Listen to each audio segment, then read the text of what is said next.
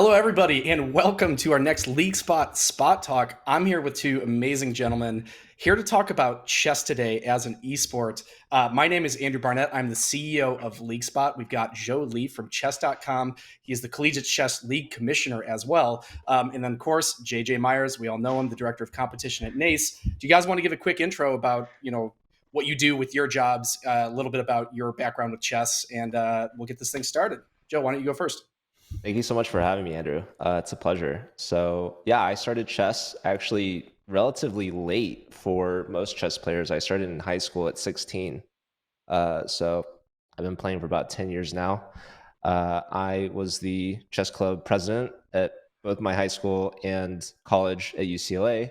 I graduated in 2018, and I started watching chess on Twitch, and the Pro Chess League, which was run by chess.com, was really inspiring me to do something similar for colleges. So I started the Collegiate Chess League in 2020, and chess.com just hired me to run it for them about a year later. So I ran the first two seasons basically on my own, with a little bit of help here and there. But now it's to the point where we're in like over a dozen countries. We're partnered with NACE now, which is really exciting. And we're really trying to make chess into more of an esport. That's awesome. JJ, you're up next. I'm JJ. Many of you probably already know me. I'm the director of competition for NACE. I oversee kind of all of the competitive product on the NACE side. I work hand in hand with Playfly on the NACE Star League. My first experience with chess, I was very, very young. I was probably 7 or 8. My dad was getting into like Yahoo Chess in the early 2000s. And I was like, I want to learn how to play. And probably third or fourth grade, I started traveling around the state of Florida, going to kind of like local scholastic tournaments. Chess was really my first esport. It was kind of the first competitive game you could play online for a rating, at least for me. And I did the whole scholastic chess thing all through high school, and then when I got out of high school and I went into college, that's when I really started delving like more into more of the traditional esports, kind of like League of Legends. And when we had this opportunity to partner with chess.com to kind of facilitate and expand on the Collegiate Chess League, I was super excited and kind of look forward to talking to you guys today. Yeah, this is awesome. And then once again, I'm Andrew Barnett. I actually, like, I always played a little bit of chess. I didn't dive into it until COVID, like a vast majority of people, really deeply. I am now among many things the chairman of the chess society at the University Club here in Chicago. That doesn't mean I'm a good player; it just means I'm the one who actually shows up and does the work. So that means a little bit of something. But I love the game, and we're here specifically to talk about chess as an esport. Now, Joe, I'm going to put you on the spot a little bit because obviously you work with chess.com. You've been through the crazy growth. You saw what happened during COVID and the expansion of users. Chess is now being seen as an esport. It's not really an old school game, and there's a kind of resurgence of interest, especially in the young community. Talk to me about, from your perspective as a professional that works with chess every day, what that has looked like. Well, working with chess.com is really giving me a different perspective of like seeing the explosion, because I was running the Collegiate Chess League during COVID. So I obviously saw that huge boom. And I actually was really fortunate to play a part in coaching for the PogChamps tournament, which I'm sure you've heard of. But obviously, like Queen's Gambit was a huge part of that. But what's really surprising is like after getting hired by them, is seeing the most recent boom, which has been going on over this last like 6 months, because you can't really attribute it to COVID or Queen's Gambit anymore. It's like well over a year past that, and it's crazy because this is actually a larger boom than what happened during COVID. And People might so actually just like playing chess, no, it's as it turns insane. out. Yeah, like a lot of people back in COVID were like, "Oh, it's just a trend. Like it's gonna die down, right? Like the world's gonna go back to normal or whatever." And obviously, like things didn't necessarily play out the way that most people saw it. And chess is still continuing to explode, which is just so exciting.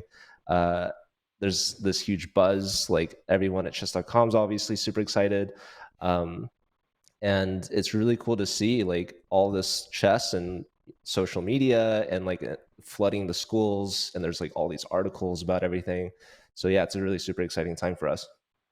And specifically, so for those of you that don't fully know NACE is the largest nonprofit association for collegiate esports in the at least the United States. I guess you've got plenty of Canadian schools as well, so it's actually technically international, which is awesome.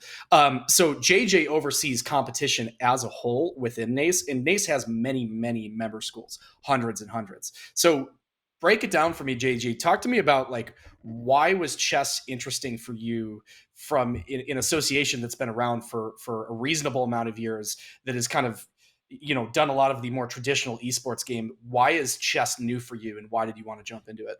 So selfishly, I like chess, right? So like on a personal level, like I like chess. I like talking about chess. I like playing chess. But from like an organizational perspective, um, I think there's a lot of overlap between chess and esports. Like I said, like chess was the first game that I played online for a rating, right? Like that it's the foundation of most of the ladders in competitive esports right now is the ELO system.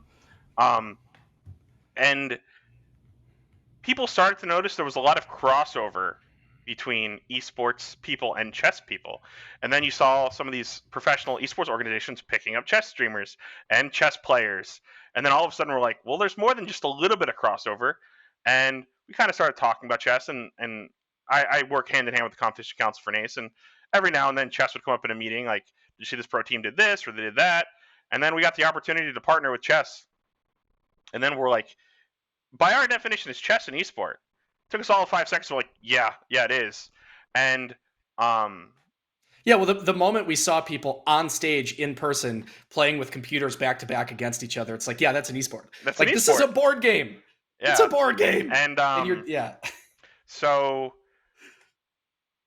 a lot of our schools that have esports programs, they're still like getting discovered by the students. On like, I worked at two different schools where I had teachers on campus that didn't realize we had an esports program. And a lot of these schools do have an established chess program because, or an established chess club per se, because it's been around forever. It's been around for hundreds of years.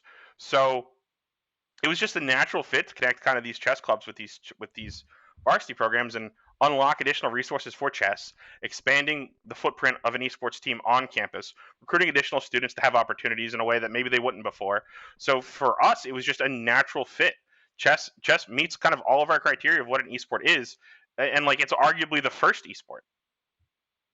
Well, it is, and specifically with like our goal at LeagueSpot, like our goal has been for the last few years to build the safest place to play online. We've built this, like we call it the fortress internally, right? Like the goal of when you work with LeagueSpot and you build play spaces for kids, they're ones where you know that there's not people from the outside showing up who aren't supposed to be there, right? Everyone's verified. Everyone is there, and you know who you're playing against, and you know that you're protected. Chess particularly has been really interesting to us because I think one of the things that you're going to deal with in esports right now, and you've probably all seen it in some capacity, is you've got parents and school directors who are kind of lagging behind in why this is all really beneficial for kids, right? Not understanding that kids play, they're going to play in any capacity, no matter where they are and what they're doing. And we kind of have an opportunity right now to take the things that kids are interested in and actually put some curriculum around it and put it in a classroom and put it in a place where all of the other things that we all got playing sports that maybe kids now are less interested in, they can still get those. So that's the beneficial part of it. I think the reason why we have been so attracted to chess is that, in particular, all of us growing up dealt with the whole, like, moms and dads saying, hey, your brains are going to melt if you go and you play too many video games. And yeah, okay, if you're playing 16 hours a day, maybe, but in a more reasonable, balanced rate, it's not. But one thing that I've never heard is you're melting your brain by sitting in the basement playing chess, or by going to that chess tournament, you're melting your brain, right? It's a really respected game. It has a lot of history behind it. And I think if we can take chess and understand that it fits into the same space of activities, suddenly I think that we can move the esports industry forward. So I guess my question is in Joe, my first question goes to you, because obviously you work in the capacity of just chess, but you are seeing it applied as an esport. Do you see any of the same stuff? And like, how does working with parents and working with educators go into your job, and how has all of this been relevant to you over the past few years? Well, Luckily for me, I don't have to deal too much with the parents, honestly. Like I've been a tournament director for like elementary school tournaments, and like there's some real competitive parents out there that are like making sure that their kid has like the best advantage or whatever, and like they're literally circling the board like a hawk. Some of those parents, like I guess helicopter parents, can be hard to deal with, but it's actually really cool to see the parents be like so supportive for chess. Whereas like I know personally growing up, like uh, because my parents didn't get me into chess, like seeing chess players that had these parents that took them to tournaments and all of that is like really beneficial. You know, getting them coaching and lessons and all of that stuff is really cool to see. So I love seeing that support from the parents, but organizing like college tournaments, these are basically adults. I mean, they're still super young, of course, but I don't really interact with the parents at all. Like at that age, they're making decisions on their own. Like I want to play chess. Like I'm going to go out of my way to do this, which is also super cool to see because that's kind of like where I was at, where like no one was forcing me to do anything. I was pursuing chess out of my own passion. So you know, college students are obviously super busy, and to see them compete in a league, you know, set aside that amount of time every week just to play and participate means a lot to me. But as far as like the benefits go for kids in general, I think that like it's really important to have any hobby really. But the thing is that like you said, parents are less open to maybe more traditional video games, whereas like chess, you don't get that kind of um, like response because people see it as a strategy game, but more so than that, they see it as an intellectual game, which maybe is a stereotype. Like, I don't think you necessarily have to be smart in order to be good at chess, but that's what the people believe, which is beneficial for us, of course. But there has been a lot of like research and studies that actually dive into how chess can really help you like expand your mind. Like it's kind of like learning a new language. I say that a lot because there's a lot of parallels. Learning at a younger age is really beneficial, but it's also really cool because you can travel and play against people that you don't even share the same language with, but you can play a chess game with, which is really cool. Well, and I want to stay on this topic for a little while, and JJ, I want to bring you into this too because I think what I'm about to say is relevant both to if I'm looking at chess.com in kind of the future of the business. When I look at NACE and I look at basically what is NACE's goal in expanding its footprint with colleges, and obviously is LeagueSpot, right? We work in a lot of educational spaces, and so the gaming in the esports space being really healthy from a youth level. It kind of secures a lot of our futures, right? And so, from my perspective, and I've always thought, you know, for a long time that when we've looked at scholastic esports, the one group that's never been talked to has always been the parents. It's always been the parents. They are not a part of the conversation. And I guess from my perspective, in JJ, I want to get your opinion. You work at the collegiate level, right? But the collegiate level is only healthy if the Because the high high school school level is level. healthy. Yes, that's where I'm going with this, right? And then the middle school level is only healthy, or rather, the high school level is only healthy because of the middle school. And so, how do we go and build this really, really, really healthy pipeline of people, you know, as an on ramp? And again, that's why I think chess is so strong. Anyone can play it, right? It's very easy to approach, and learning the moves is easy. And yeah, it's a very deep game. I mean, there's people Speaking who of like study the this for moves, years. I want to touch on that because the fundamental difference between chess and other esports is the majority of Americans don't know how to play chess. They know how to move the pieces. But for other esports, they don't even know how to move the pieces. So like when you're playing when a kid is playing chess and their parents are watching, if the parent isn't a chess fanatic, they're like, I don't really know what's happening, but I know like the queen can go here, but you have some other esports and like they don't know what the car in Rocket League can do. They don't know what the champions in League of Legends can do. They don't know what the weapons in Valorant are used for. And I think there's such a bridge that we can connect chess with other titles in that they view chess as a strategy game because on some level they understand that there is strategy because they know that they don't know it. But in other esports, they don't know what they don't know. They think you're just mashing buttons. And that's where chess is a massive advantage, and it's kind of its history is that while people may not know how to play, they know how to move the pieces, and they can at least understand it at a surface level. It's kind of like why high schools are so easy to adopt Rocket League. You take your superintendent in and you go, it's soccer with cars, and they're like, oh great, I understand this. They scored a goal, they're winning. But with everything else, they have no idea. And with chess, a lot of times the difference is they know that they don't have an idea, right? Like they know that like the pieces are moving, but they don't know why the pieces are moving. They know how they can move. So that's the huge advantage that chess has, especially in the esports world, especially kind of connecting parents into other esports, is that they know that they don't know it. Yeah, the fact that it's easy, that actually is a really good point. The fact that it's easy to understand really deeply bridges that gap. You know, you don't have this thing where it's like, hey, my kids are again in the basement. I have no idea what they're playing. Can you imagine if chess was released today? If chess was never a game and it came out today, parents would be like, what are you doing? Like what is this?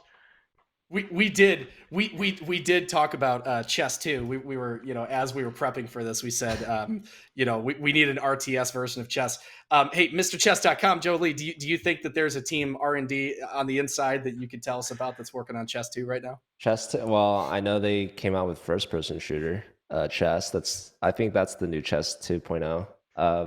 But as far as chess.com goes, like they're coming out with variants all the time. I don't know if you guys dabble in any of those. I like Bughouse. Duck chess. Duck chess is huge. I mean, Duck chess just came out. Was it last year?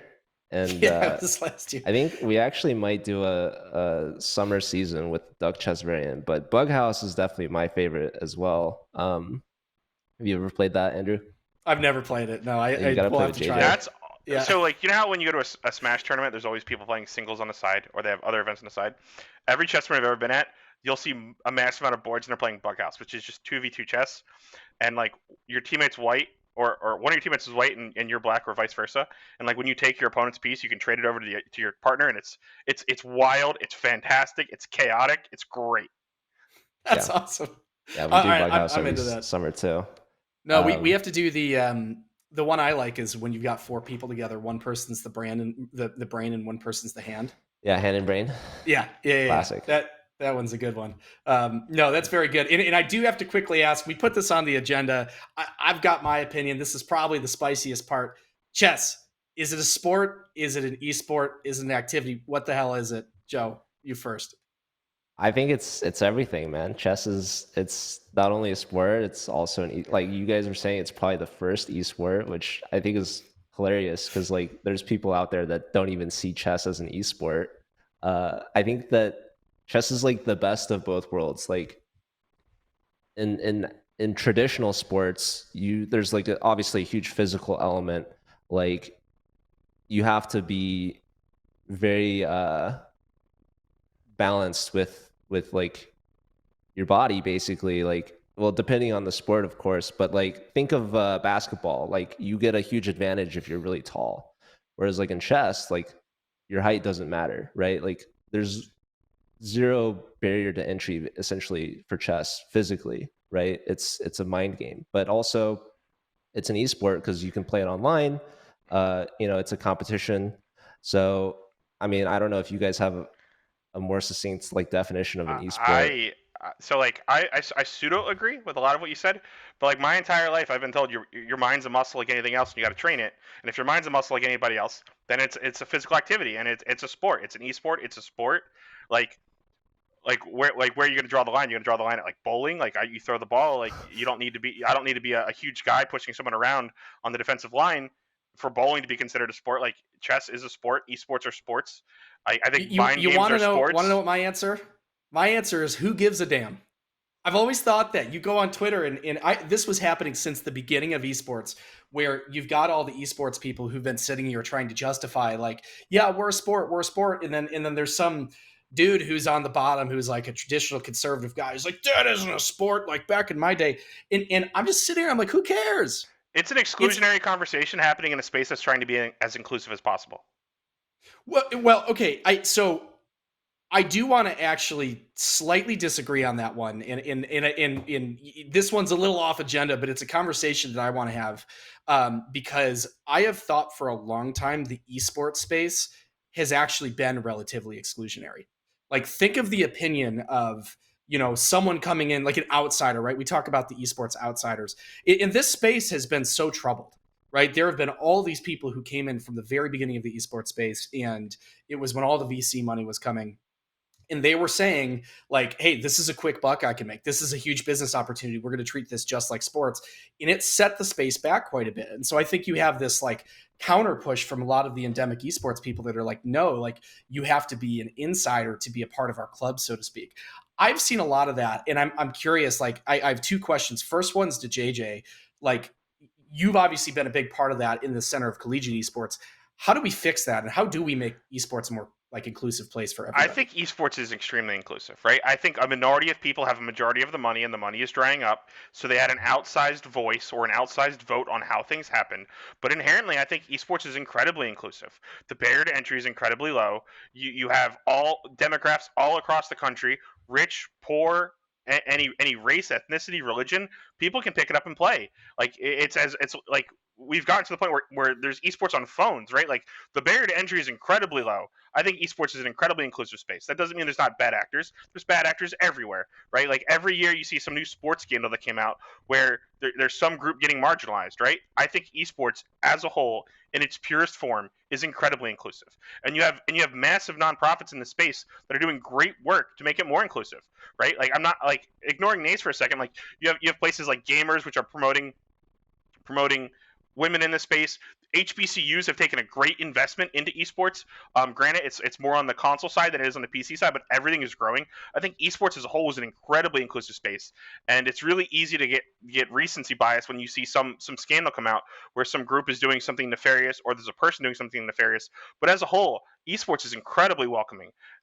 um, I got into esports really in 2018, and I would not have been here without the people that I've talked to and the mentors that I've had. And every person that I've ever reached out to for help has helped me. I've never been told no, and I just think that That the yeah. space is fantastic. Yeah, that's in quick shout out, one of the groups that we're working with, Her Galaxy. They've lived behind that, and they're one of the groups that have really kind of dug in on how do we actually like walk the walk and live the life of making this an inclusive place. Um, I want to bring that conversation to the chess world.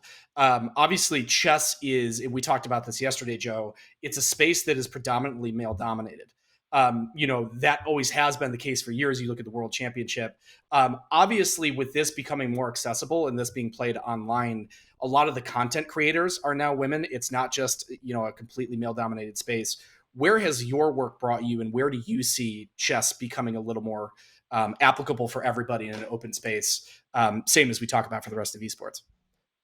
Yeah, I think chess definitely has some work to do in trying to be more inclusive. Obviously, we want more women to play. As you mentioned, it's a male-dominated sport. So how we do that, essentially, we're just trying to be as welcoming as possible. I think it's really great. You mentioned like a lot of the content creators are women, which is amazing because they're getting a ton of viewership, which is helping, encourage more women to join. So that's definitely a huge part of it. There's also a lot of leaders just in chess that are women, and by virtue of them playing and by being in the space, they're setting an example for other women to also join. And so to give them a platform and essentially a safe place to play and compete is ultimately like the most important for us. So um, that's definitely very important. Obviously, I think that we try to just be open and giving them like leadership positions. We have something called the College Ambassador Program, which we have a lot of women leaders. I think a lot of clubs and colleges have uh, a lot of female leaders, which is really awesome. So to give them that opportunity, I mean, they basically are running the club. Cornell that competed, they were, I believe, Division 2. I think 3 of their 4 players were like women titled players, which is really cool to Wow. see. And yeah, like St. Louis University, who won our D1 championship, they have a lot of women titled players. In fact, one of them, who I believe is graduating this year, Do you want to Stavrula, quickly describe what it Yeah, means I was to be a about to say, title I don't player? think the people here understand what you're talking about. I know what you're saying, but I don't think the people watching like understand a what you woman mean. title. What the title means, yes. Yeah, Yeah, like what so does being a title player mean in general? so in chess, there's master titles, which is awarded by like the chess governing body, which is called FIDE, which is international. There are like national master titles, which are given by like country chess organizations. So like in the US, we have the United States Chess Federation. So once you reach a certain rating in USCF, you would get a national master title. If you reach 2300 FIDE, you would get the FIDE master title. But then beyond that, there's international master and grandmaster, as well as there's a woman's version of each title. And essentially, that's to encourage more women to play. I think that you have like a women's title because they can get like the benefits essentially of having that title. Um, and like a lot of benefits essentially include like you get free tournament entry fee basically, or it gets waived. So like if you reach grandmaster status, I don't think that you would ever have to pay to join a tournament. Essentially every tournament you join is free, and like if you win a prize, then they would deduct the entry fee from that prize. That's So awesome. yeah, and then to get the IM or the GM title, you also have to achieve certain like performance ratings, which are called norms. So in order to get a norm, you have to play in a certain tournament, which is like they need a certain number of titled players to be in it, as well as like a certain like number of countries represented. It's this whole thing. So if you have a tournament that you can get norms in, it's like actually pretty prestigious because it attracts a lot of players that are chasing these norms. And so to have like woman titled players on your team is like really, really cool because I mean, like I'm not even titled myself, so like they're very talented players. Essentially, if you have a titled player on your team, it means that your team's really good because vast majority of the league does not. I mean, vast majority of chess players are not titled. Essentially, Division One is like mostly titled players, which just shows like the level of skill that they're at. D2 has like some titled players, but beyond D2, it's like no one has a title basically, except for like some outliers. But Well, in this conversation actually goes really nicely into the next one I want to have, and we've got a few topics here, but like broadly, the thing I want to do is kind of bring this to why we're all here today, right? Because we're talking about chess in the collegiate world. There's inputs, right? We're talking about K-12 and how that's relevant. One of the things that we want our viewers to understand is like, why is chess big right now? Why should I get into it? If I'm in high school right now and I want to move on to the collegiate level and actually go and play it as an official activity, whether it's at a scholarship level, whether it's something you do intramural for fun, how do I do that? How do I get scouted? So let's start in the K-12 world and we'll kind of work our way up. What is the status of, like, obviously I grew up, there was chess club, like I played a little bit in the chess club. I was terrible though. What does chess look like in K-12 currently? And either of you, whoever wants to, well, whoever knows more about this can step up. I played a little bit in high school. There's definitely scholastic tournaments. Basically, whatever school you go to should be in some sort of district where they should be hosting tournaments. And here in the US, these tournaments are organized by USCF, which is the US Chess Federation that I like mentioned earlier. And that's really cool that they support that. And then they also host like K through 12 nationals, which is a big deal. That actually just happened like about a month ago. So, and then they award, the trophies, the championship titles, and all of that is pretty big deal. And then there's a really big drop off once you get to college, which is kind of unfortunate. So if you're interested in playing college chess like after high school, um, all you have to do is register for the Collegiate Chess League because we have multiple divisions, like I mentioned. Our lowest division is Division 14, which their average rating is below 800. So And the divisions are It's strictly based off reg numbers, right? Like there could be 20 divisions if we had more people. Yeah, so there's no limit to how many divisions there can be. So as soon as a team registers, you're guaranteed a spot and you're guaranteed to play against other teams that are of similar rating. So even if you didn't play in high school, if you have zero experience, you can still join. And a lot of people are super nervous about joining chess for the first time. Like they think, oh, it's really tough. Like I'm going to lose. There's really nothing wrong with that. I think that it's really exciting to be able to join something fresh, because people that go to college can't just like pick up a sport and join. I mean, there's intramurals, which is definitely very, very good for like amateur people. And what's also really cool is that I think a lot of colleges are actually picking up chess as an intramural thing, which, to go back to the whole sport topic, really is one big I guess feather in the cap of chess. But also I wanted to point out, we're trying to proliferate everything going on in chess at the college level and make this a little more official. Why don't you guys talk a little bit about CCL's partnership with NACE, how that got started? Yeah, okay, yeah, there you go. Let's talk about that. I wasn't necessarily going to pop into how it got started, but I was going to pop into kind of like NACE's role sort of in that partnership. So typically speaking, when we adopt a new title, unless it's like Valorant, which everybody wanted to do immediately, typically there's kind of like a ramp up period. We're seeing the same thing kind of with iRacing, because our partnership with iRacing is very similar to our partnership with chess, where we go, this is what we intend to support, and we host an event. And you might get a handful of registrants plus what normally is in the event, and then we're just like, we're going to continue to support this, and semester after semester and year over year, you can see our schools starting to adopt it. Once they realize that this is here and it will be supported at least at kind of like a collegiate national level, they will continue to invest dollars. You're starting to see NACE members who had nothing to do with chess. Maybe they had chess clubs on campus, but their actual varsity programs are now going out and recruiting students. They're giving them scholarship. They're getting access to kind of all the athletic perks that come with that.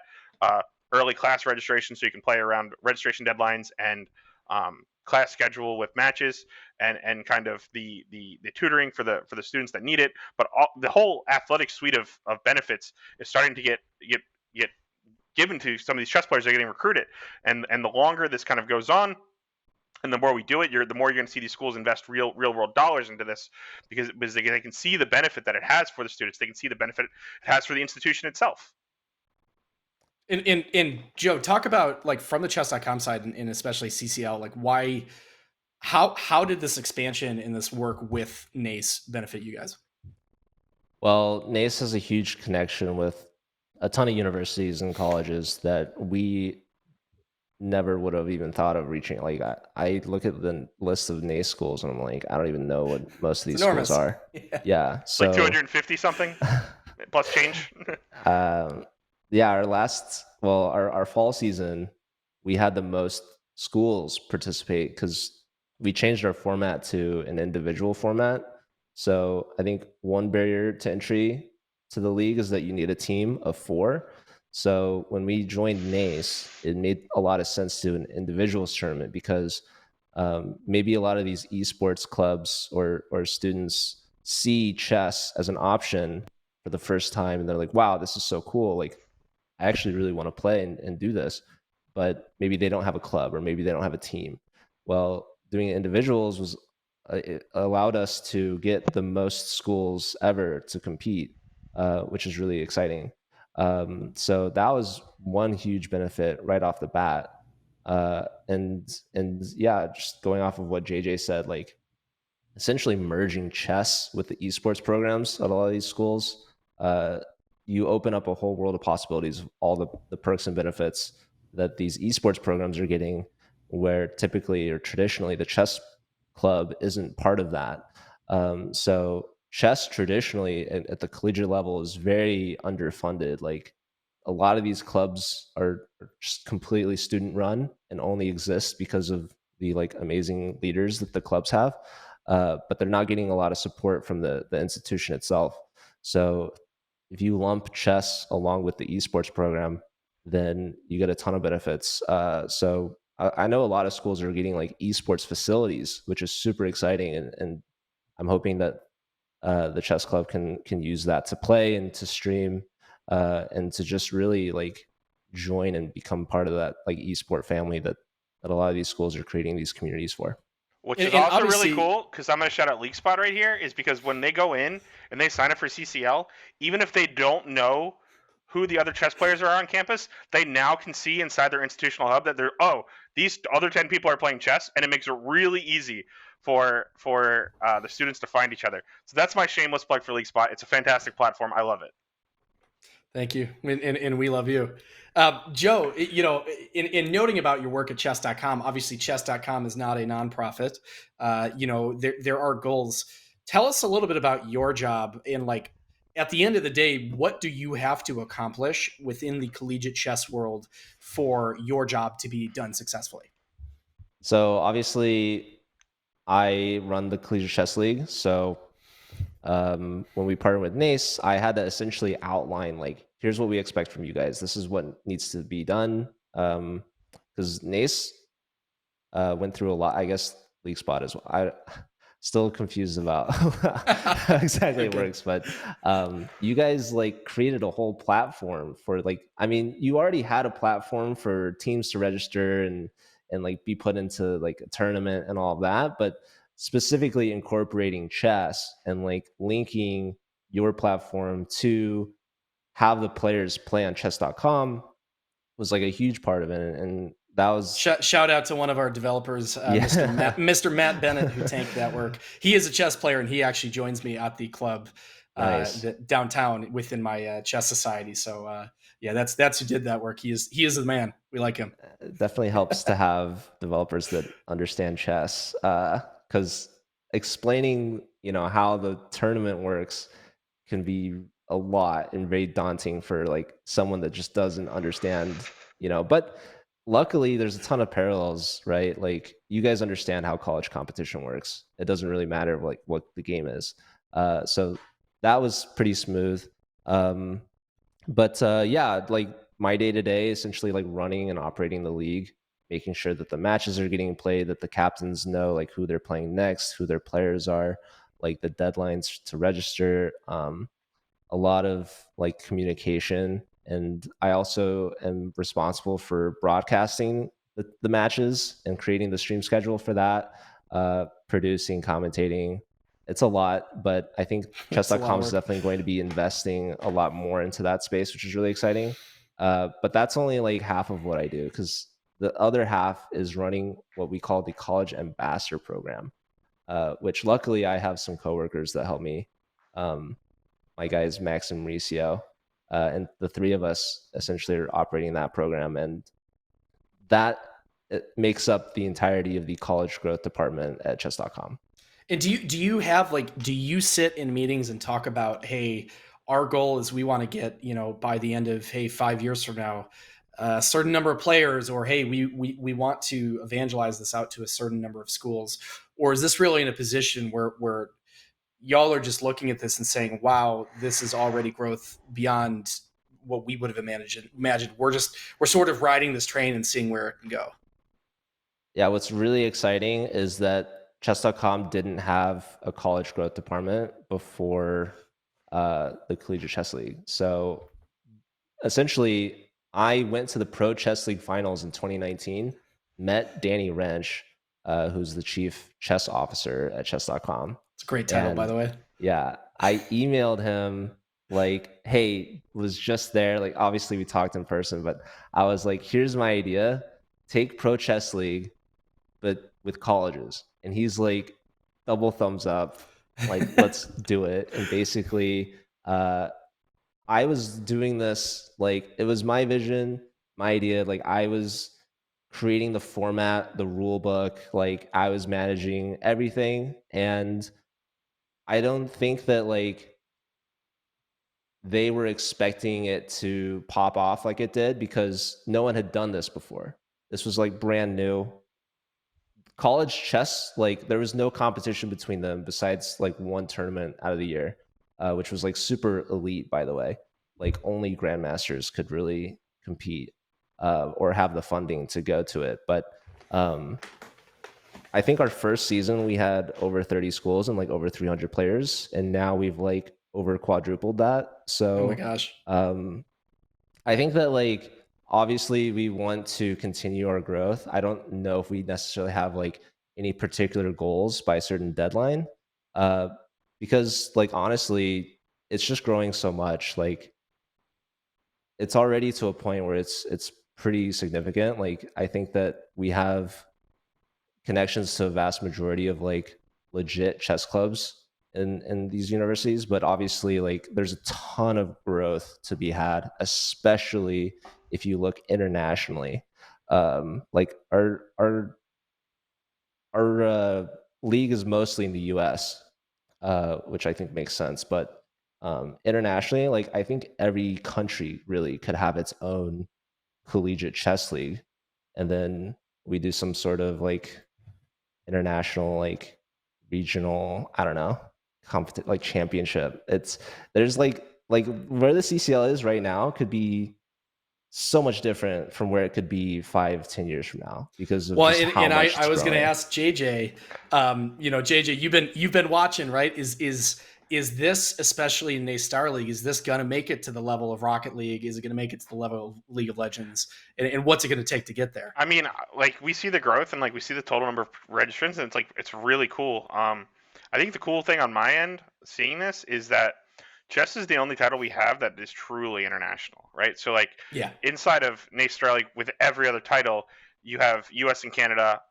We do have Guam. Guam's U.S. territory. That's kind of the farthest west we have, but it's literally restricted to U.S. and Canada for the most part, and a lot of that has to do with like ping, but ping doesn't really matter in chess, right? Like you move, then they move, then you move, because it's more turn based, and that's where I find really exciting is that like we can kind of proliferate college esports across the globe using chess. Again, this is another one of those strategic advantages that chess has as an esport over other esports. And just culturally, like you look at it is kind of one of the many grand unifiers, right? Like we just saw a world championship between someone from China and someone from Russia, Not everybody right? speaks the same language, but everybody plays by the same set of chess rules.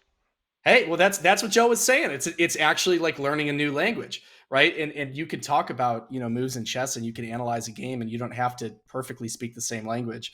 But no, that is what it is, and that's really awesome to hear. Let's move on and talk about the college ambassador program, because obviously we've touched on the competition side of things. I don't think anyone here, I at least don't. Catch me up on what exactly the ambassador program is in that other half of your job. What is it? What do you do for it? Who works on it? And what are you trying to accomplish? Yeah, so great questions. The college ambassador program is relatively new. So it started in June of last year. So really at the start of like this school year. Um, and if you think of the Collegiate Chess League as like the competitive league and community for chess, the college ambassador program is like more supporting the club itself and the casual component of chess. So essentially, like we're providing in the CCL a space for teams to compete, whereas the ambassador program is solely focused on supporting the community of chess on campus, right? So trying to create like a better club. So the ambassador program essentially is for college chess club leaders, and these are our ambassadors, and we are providing them different resources and opportunities to improve their club on campus and just to spread the game of chess. So what's really cool about the ambassador program is that both the Collegiate Chess League and the ambassador program are completely free, and they provide a ton of resources to these chess players at their schools. So like the CCL has cash prizes. The ambassador program, we give out free chess.com memberships. We send them free merch. And we also provide them like tutorials and like a network essentially of like all these different college chess club leaders. I actually think that's the biggest perk or benefit of the program is that once you join, we connect you with all the other ambassadors. So like when I was the president of the chess club at UCLA, I had to do a lot of digging, a lot of work to just try to find the chess club leader at another nearby school, right? If you join this ambassador program, you have the entire list of all the ambassadors at your fingertips. And it's like over 450 ambassadors, which is super exciting. So like we're literally connecting all these leaders from across the world. And by doing that, we just are encouraging them to collaborate, work together, that share their knowledge and their experiences. And they've been putting on a ton of really fun events, and it's all sponsored by chess.com. Yeah, that's awesome. This topic, and it's actually a really important one that I don't see talked about enough. And I'm going to say across the entire broad gaming esports level, when I look at like a local community center or a local school or things like that, it's a really tiny percentage of these kids who want to go play hyper competitively, right? In the esports level, it's even more dramatic, right? Because it's like the difference of showing up and playing some casual Smash Bros. Or playing some co-op games or playing Minecraft Among Us, like games that were really, really, really strong on the community side. You might have, I mean, the number in JJ, you'd know it better than me, but the number is something like 85% of kids are playing video games in some capacity right now. And the problem is you're only going to find 2% of those that are like actively wanting to play hyper competitively. And you just met all them at the NACE Star League Grand Finals. Right. No, literally. Right. Yes, exactly. Right. And at the end of the day, it's not your millions of kids. It's actually a really, really small subset. So the question is, what can we all be doing to be building these local communities well outside of the hyper competitive side? It sounds like that's the goal of the college ambassador program. And I'm going to hand it over to JJ, because obviously for you, like NACE has a really strong competitive side, but it's not just that, right? NACE is a much broader organization in what you want to accomplish. What are the kinds of things that you are doing currently on the NACE side to build out more of these holistic, not just competitive local programs, and to help kind of build that infrastructure? So, at like a local level, we haven't gotten too deep into much. But from like a national perspective, a big focus for us is professional development for kind of teachers and directors, so that they're better armed to help these students. We also starting to dabble in student development. I know that internships are a big topic right now for us internally. That's not to say that like something's going to be ready anytime soon, but we recognize the need to develop our coaches and directors so they can further develop students, and also kind of our hand in professional development for students, whether that is internships or seminars or connections. Like we launched our student rep program in NACE. It's kind of like a fourth leadership body where they meet once a month, and they advise on kind of like how any one leadership issue could affect kind of the students themselves. We give the students a voice kind of in our organization through this lever. So that is kind of our immediate steps, but there are much broader goals. We recognize the need for more community engagement as a whole. But from our perspective, a lot of that is arming the schools with the knowledge and the expertise to better expand to their footprint inside of their local communities. Now, Joe, with the ambassador group specifically, and I should really just say all of your work broadly, like, is there a mission statement that kind of stands in front of everything you do? Something that's totally unattainable, like, hey, I want everyone in the United States who, to be playing chess. I mean, something crazy like that. Like, is there anything that you follow with all of your work that's kind of your end state goal? Well, I'm glad you asked. You're really putting me on the spot here. I'm like trying to think, do we have a mission? We've definitely made a mission statement, and essentially like anything that chess.com does, the ultimate goal is to just increase the number of like chess players there are in the world, right? Like we want to make chess a fun experience. We want to make chess I mean, like you said, like everyone in the world should play chess, right? Like that's basically our mission. Like the more chess players there are, like the more people that are enjoying chess, like that's just ultimately beneficial for us. Well, in the funny thing to that too is, like, obviously, just like any game, like this is really relevant for all of our worlds, because we exist in the, like, let's say, community building, community play space. Like whether it's on chess.com and I go sit on my couch and have a refreshment and play some like blitz games against random people, whether I'm playing League of Legends and I hit the Q button, I can certainly do that. But I think it's fair to say that for everybody, play is better with a community. We've always thought that. That's like literally the thesis of what LeagueSpot has been doing since the beginning of our inception. And I think it's fair, right? Like I meet with a group of people downtown and we go play, and we're all like-minded people, and we go and we take that Thursday night once a month to kind of throw out everything else that's going on in our lives and just go get a few chess games in. In games like NACE, that's kind of the that's what we see with NACE. Like NACE just had the grand finals at Butler University. It was an amazing event with tons of great competition, really great location, and like it certainly makes it feel like it's more than what it is, right? It goes and puts some real legitimacy behind this. I guess my next question is like, what? And you kind of talked about this at the beginning, but like, why does this to both of you? Why does this matter to you? Like, where did this come from? Where you decided you could have been going and working anywhere, and you decided to do what you're doing? JJ, you first. I love esports. I love esports. So I was a junior at UCF, and I was like streaming on my league games. I was hovering right around Masters. I was like, I'm gonna go pro. And like 6 months later, I'm like, I'm not good enough to go pro, but I want to do esports. How do I do esports? I graduated college. I was like, I'm gonna do esports. My dad's like, what? And I went on LinkedIn and I grabbed every open esports position in the country and applied for all of them. And I begged someone to hire me. Luckily enough, someone did. But I'm just really passionate about it. I mean, growing up, I was told I could do anything I wanted to do, but this, and but this is what I wanted to do, and it's the one thing in my life that I'm probably the most passionate about. I'm passionate about giving people competitive opportunities. I'm passionate about engaging a group of people that historically have been unengaged and disregarded. I was one of those people, and being told no a million times is really disheartening. And if I can open as many doors as possible for the people behind me, that's what I want to do. That's an awesome story. Joe, what about you? Why does your work matter to you?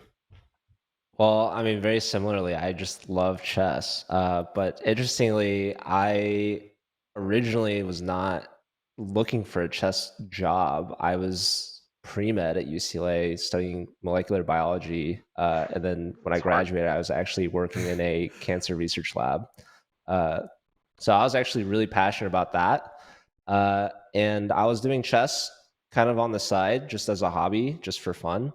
But it was like super fulfilling, and it was actually crazy to me because the lab work was really hard and was not paying very well. And then once COVID hit, like I was making some money like streaming chess on Twitch part time. So I was like, I don't really want to work in the hospital anymore. I'm just going to pursue chess. And this huge opportunity came when I started running the Collegiate Chess League because like as a student, even I was like really excited to compete against other schools. And when I found out there was really nothing in place for that to happen, I was like mind blown. I was like, how is this possible? Like chess is so fun. I know for a fact that if there was some sort of league, like people would play. And to be able to start that and then to like be proven right when all these people joined was super satisfying. And I also like had people tell me like, this is absurd. Like you can't make chess into like a career. Like this isn't a thing. And I was just like, well, it's happening. Like I believe in myself. I believe in this idea. I think that other people believe in this idea. And it's also super rewarding and beneficial like to the community, like not only for chess, but like any gaming community, to see that there is a place for people to compete and to play and to have fun. And at the end of every season, like people reach out and like, thank you so much for doing this. It's like super satisfying. It's super fun. Like I don't feel like I work. I just like do this just out of my passion, and like to have chess.com support me and like people actually participating and playing like means the world to me. So getting a paycheck for doing what you love is kind of the ultimate you've made it kind of thing, right? Yeah. That is really, really cool to hear. So put both of you, put your sales hats on. My question to you ultimately at the end of the day is, if I'm a parent, or I'm a kid watching this, but our audience is more kind of on the parents and the educators, and the executive directors of the nonprofits and things like that. Why should I be playing? And the question to Joe is going to be about chess. The question to JJ is going to be about esports, but we're going to bring it all together. At the end of the day, why do I need a local community? Why is this good for my students? If I'm a student, why do I need to be playing chess in this case? Why is this important right now? Joe, to you first. Well, chess to me is a way to meet and make new friends, because that's the community. That's why it's important to have a community. And whatever hobby you get into, you're going to meet a lot of like-minded people. And I think chess definitely attracts a lot of, intelligent people, like people that are interested in learning and like really trying to improve themselves. I think that is a really good community to be part of. And it's a great way to make friends and connections. So like the friends that I made at my college chess club, I'm still friends with. And so that community means a lot to me. That's awesome. JJ, over to you. I'm Why gonna- does esports matter right now? I'm going to connect like 4 dots all together, and it's all going to get strung together at the Let's end. do it.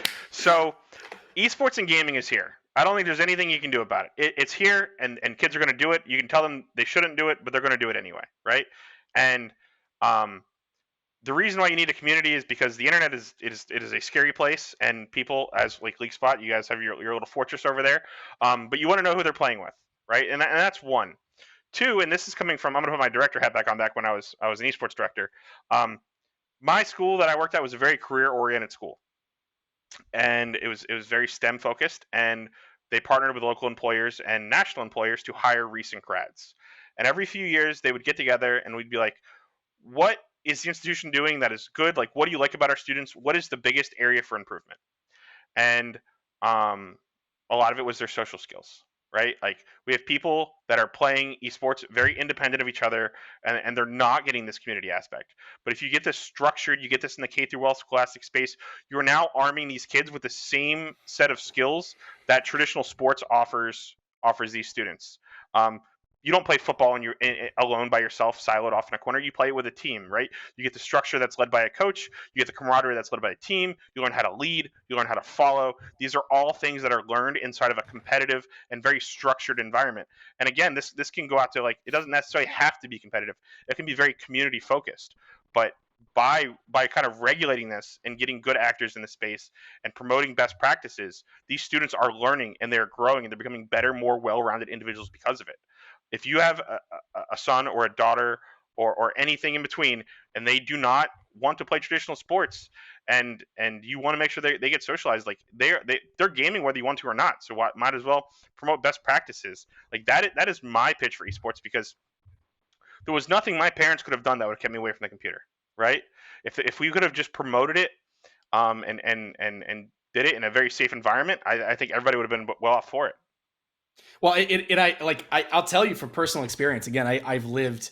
I might be the CEO of LeagueSpot, but I've lived the esports world for quite a long time as an actual kind of local community leader. And I run an amateur League of Legends league, and I can tell you, people who come through that, some of them have you can tell the people who played sports when they grew up and the people who didn't, right? Like there are people who just struggle with socialization, and I think it's important to do it early, right? And we can teach that. That's teachable skills.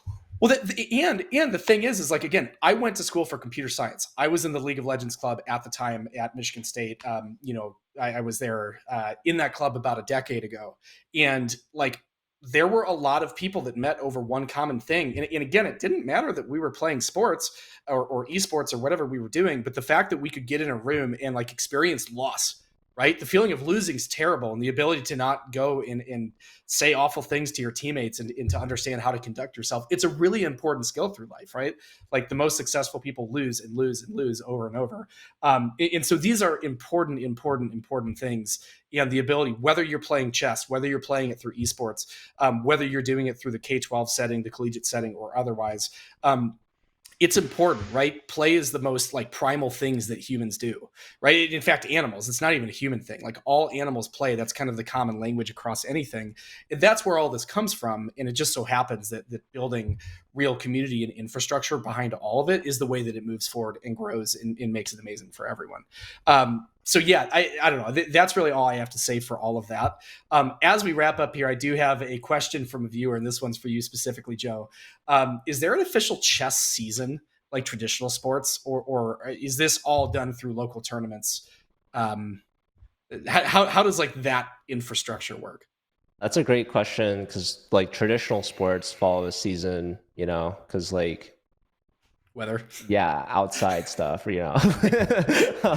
Chess is definitely not outside stuff. Yeah, chess is played year round. The Collegiate Chess League specifically follows a fall and spring season. Like we do essentially one season per semester, and then our summer is kind of just more casual.